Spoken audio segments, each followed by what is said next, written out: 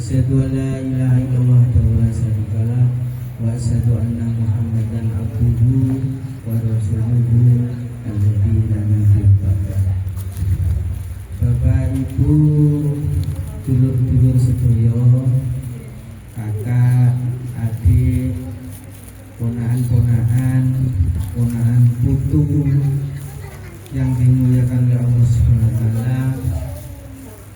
Yang pertama dan utama, marilah kita panjatkan puji syukur kehadirat Allah Subhanahu wa taala. Hari ini ditakdirkan oleh Allah Subhanahu wa taala berkumpul di rumahnya ponakan saya Nur Wahyuni dan Yanto dalam keadaan sehat walafiat.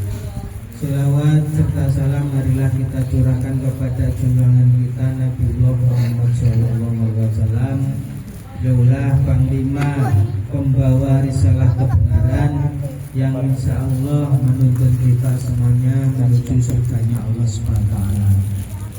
Bapak Ibu, ponakan, anak-anak semuanya yang dimuliakan Allah Subhanahu wa taala, hari ini, malam hari ini, sesuai dengan yang tertera di banner silaturahmi dan halal bihalal.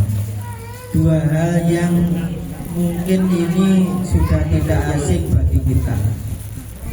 Dua hal yang dua-duanya bernilai ibadah. Halal bihalal itu ceritanya, ini sebagai tanda bahwasanya ketika kemarin-kemarin pada bulan suci Ramadan kita diharamkan makan minum di siang hari, ya. Tetapi setelah hari raya ini maka semuanya dihalalkan, paginya, malamnya, dan semuanya. Itu makna singkat dari halal bihalal. Akan tetapi ada perbuatan atau kegiatan ibadah lain yang mungkin menurut kita itu selintas berlalu begitu saja, padahal ini adalah suatu perbuatan yang nilai ibadahnya itu sangat agung, yaitu silaturahim atau silaturahmi. Biasanya kita lebih mengenalnya seperti itu. Apa sih sebenarnya silaturahim atau silaturahmi itu? Ini merupakan kata majemuk yang merupakan gabungan dari kata silah dan rohmi. Silah itu artinya menyambung, menghubungkan. Rahmi, rahmat, rahman itu kasih sayang. Sehingga kita semuanya itu harus menyambung tali kasih sayang, apalagi ini satu urutan, satu orang tua yang kita taati petuah-petuahnya, yang kita hormati, yaitu Bapak Benar dan Ibu Salimah sekeluarga. Hadirin yang dimuliakan Allah Subhanahu wa taala, saya akan membahas tentang silaturahmi ini, manfaat dan hikmahnya. Agar apa? Kita semakin memperkokoh, semakin menguatkan, semakin semangat jika kegiatan-kegiatan seperti ini selalu dihadirkan. Bahkan harusnya silaturahmi ini tidak hanya tiap tahun pada lebaran saja, tetapi kalau bisa itu sesering mungkin. Kenapa? Paling tidak hikmah yang pertama dari silaturahmi ini coba diangan-angan, diresapi, yaitu bisa menambah umur dan melapangkan rezeki. Kenapa kok ini silaturahmi ini bisa menambah umur dan melapangkan rezeki? Bukannya umur, jodoh, kemudian rezeki itu sudah diatur ketika kita dalam kandungan ibu kita itu dulu, ketika ruh ditiupkan pada umur sekitar 120 hari itu sudah ditentukan rezeki kita, jodoh kita, dan kapan maut kita. Akan tetapi saudara-saudara semuanya, ternyata silaturahmi ini bisa menambah rezeki. Hal ini sesuai dengan hadis Rasulullah SAW yang diriwayatkan oleh Imam Bukhari dan Imam Muslim, bahwasanya barang siapa yang ingin dilapangkan rezekinya dan diperpanjang umurnya, maka hendaklah ia menyambung tali silaturahim. Intinya apa? Kok bisa melapangkan rezeki?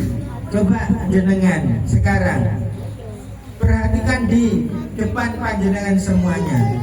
Ini adalah rezeki yang diberikan oleh Allah lewat tangannya, lewat keluarganya yang taat dan berwahyu. Ini contoh nyata langsung aplikasi dari hadis yang diriwayatkan oleh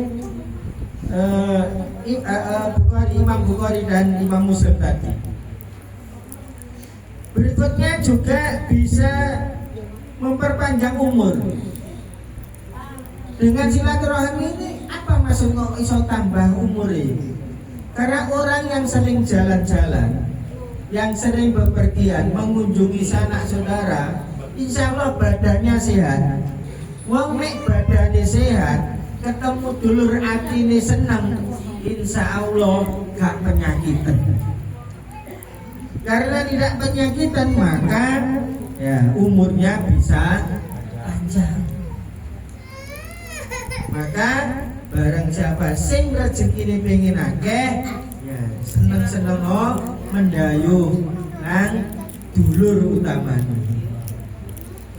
ya, supaya panjang umur dan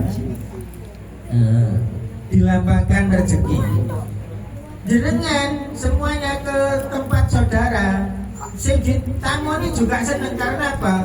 Biasanya yang datang juga paling tidak bawa buah tangan. Apapun bentuknya, tidak harus banyak. Ya, itu berarti rezekinya juga datang. Yang pulang, yang ditamoni atau yang pulang juga dapat hidangan. Nah inilah yang disebut dengan mendatangkan rezeki. Nah itu hikmah yang pertama. Kemudian yang kedua, ya tadi sudah disampaikan oleh Pak Ketua, dengan silaturahmi ini akan menguatkan ukhuwah Islamiyah. Ya, Allah berfirman dalam Quran surat Al-Hujurat ayat 10, ya sesungguhnya orang-orang mukmin itu adalah bersaudara. Innamal mu'minuna ikhwah. Oleh karena itu, damaikanlah antara kedua saudaramu yang berselisih dan bertawakallah kepada Allah agar kamu mendapatkan rahmat. Hadirin yang dimuliakan oleh Allah, silaturahmi ini memperkuat ukhuwah. Itu artinya jangan sampai nanti itu sesama saudara, sesama keluarga besar Bani Bonadi ini jangan sampai ada perselisihan. Walaupun itu ya sangat mungkin terjadi, tapi tidak ada jeleknya. Segala sesuatu itu diselesaikan dengan musyawarah. Tugasnya yang tua-tua, tugasnya yang sudah dewasa, nuturi, ngandani, ngasih nasihat agar sesama keluarga besar ini jangan sampai berselisih. Bahkan dalam riwayat sebuah hadis, Rasulullah juga bersabda, tidak akan masuk surga orang-orang yang memutuskan tali silaturahmi. Ini sekali lagi hadis yang diriwayatkan oleh Imam Muslim dan Imam Bukhari. Jadi saya ulangi lagi, tidak akan masuk surga ya barang siapa yang memutuskan tali silaturahmi. Jadi jangan sampai di antara keluarga besar kita ini tadi tidak nyopo, nek ketemu melengos, jangan sampai terjadi. Saya khawatir kita sudah beribadah, sudah puasa sebulan penuh, bahkan setiap tahun, sudah sholat 5 waktu setiap hari, bahkan berjamaah, tetapi gara-gara kita tidak bersilaturahmi atau memutuskan tali persaudaraan, menyebabkan kita semuanya itu tidak masuk surga. Alhamdulillah dzalik. Sangat disayangkan. Yang ketiga, Bapak Ibu hadirin semuanya, silaturahmi itu bisa menghapus dosa dan mendatangkan rahmat. Barang siapa sesama muslim ketemu kemudian berjabat tangan sampai dilepaskan jabatannya itu, maka bergugurlah dosa-dosa di antara keduanya. Jadi tidak usah dikentrok, insya Allah sudah gugur dengan sendirinya. Maka penting sekali silaturahmi itu, penting sekali salaman dengan saudara setiap ketemu, karena ini bisa menggugurkan dosa-dosa di antara kita semuanya. Kemudian yang keempat, silaturahmi ini juga menumbuhkan kasih sayang dan empati. Nek ono dulure sing loro kemudian disambangi, insya Allah ini obat. Insya Allah semakin menguatkan rasa simpati dan empati. Simpati itu perasaan tertarik, perasaan senang. Kalau empati itu merasakan seolah-olah itu berada pada diri orang yang kita empati. Misalnya melihat saudara kita sedang sakit, yo sakno yo yuk iku saiki loro awake. Coba tak tekanane ben terhibur, nek wis atine seneng waras lorone. Nah ini manfaat dari silaturahmi, ya, mendatangkan, menumbuhkan empati sesama saudara. Dan terakhir, karena waktu sudah menunjukkan jam, kumpul-kumpul ini kan tujuannya tadi kan halal bihalal, mangan wis kalak kabeh. Nek wis ana panganane wis teko kabeh, ngenteni opo. Perlu panjang lebar. Terakhir, silaturahmi ini bisa mendekatkan diri kepada Allah SWT. Dalam surat Muhammad ayat 22 dan 23, Allah SWT berfirman, maka apakah kiranya jika kamu berpuasa, kamu akan membuat kerusakan di muka bumi. Dan itulah orang-orang yang dilaknat oleh Allah dan ditulikan pendengarannya serta dibutakan penglihatannya. Ayat ini menjadi dalil sangat kuat mengenai hikmah silaturahim. Ya. Artinya memutus silaturahmi termasuk perbuatan yang sangat dibenci Allah. Sebaliknya, menjalin silaturahim itu akan disayang oleh Allah SWT, dan ini merupakan wujud dari kedekatan kita kepada Allah SWT.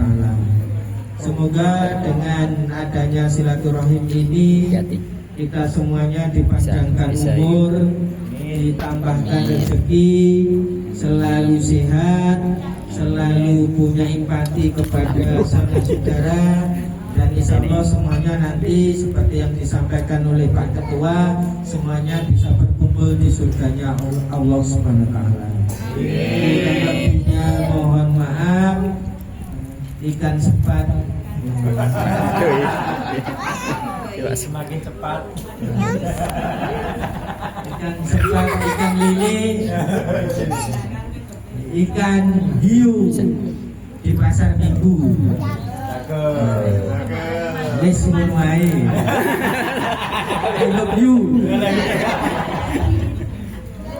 Demikian yang bisa saya sampaikan, kurang lebihnya mohon maaf. Saya kira bila taufik wal hidayah. saya. Sumasalam. Wassalamualaikum warahmatullahi wabarakatuh. Waalaikumsalam warahmatullahi wabarakatuh.